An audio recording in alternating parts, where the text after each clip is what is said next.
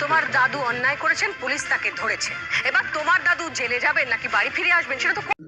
মোনালিসার কোথায় কি হবে এবার কম্পাস। হ্যাঁ বন্ধুরা, আমরা এমনটাই দেখতে পারবো কম্পাস ধারাবাহিকের আগামী সপ্তাহের 30শে জানুয়ারি। তো বন্ধুরা, আমরা গল্পের শুরুতে যেমনটা দেখতে পারবো সেটা হচ্ছে কম্পাস মোনালিসাকে বলে ওঠে যে এত রেজেন্সের একটা এক্সপেরিমেন্টস আমাকে দিয়ে তুমি করতে চাও। কম্পাসের কথা শুনে মোনালিসা চমকে ওঠে এবং শুধু মাথা নাড়ায়। কম্পাস বলে, ঠিক আছে, এতে যদি রিসার্চের সুবিধা হয় আমি রাজি। কম্পাসের কথা শুনে মোনালিসা খুব খুশি হয় এবং মনে মনে বলতে লাগে যে আমার দাদুকে জেলে পাঠিয়েছিস তুই, তোর এবার তো এই সায়েন্স দিয়েই তোকে আমি শাস্তি দেব।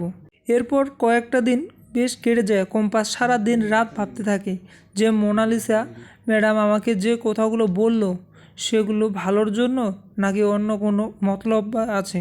এরপর 2 দিন পরে কম্পাসের সায়েন্স শুরু হয়, কিন্তু দুঃখজনক বিষয় হচ্ছে ওই সায়েন্স শুরু হওয়ার মধ্যেই কম্পাসের হাতে মুখে জ্বলতে থাকে এবং কম্পাসের মাথা কাজ করা বন্ধ করে দেয়। কম্পাস কিছুই বুঝতে পারে না যে সে কি করছে কি করবে।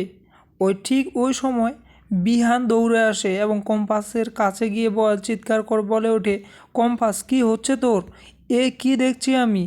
এইসব দেখে বিহান কম্পাসের কাছে গিয়ে ধরে আর কম্পাস পড়ে যাবে। ঠিক তখনই বিহান বলে, অ্যাম্বুলেন্স অ্যাম্বুলেন্স, এমার্জেন্সি অ্যাম্বুলেন্সকে ডাকো।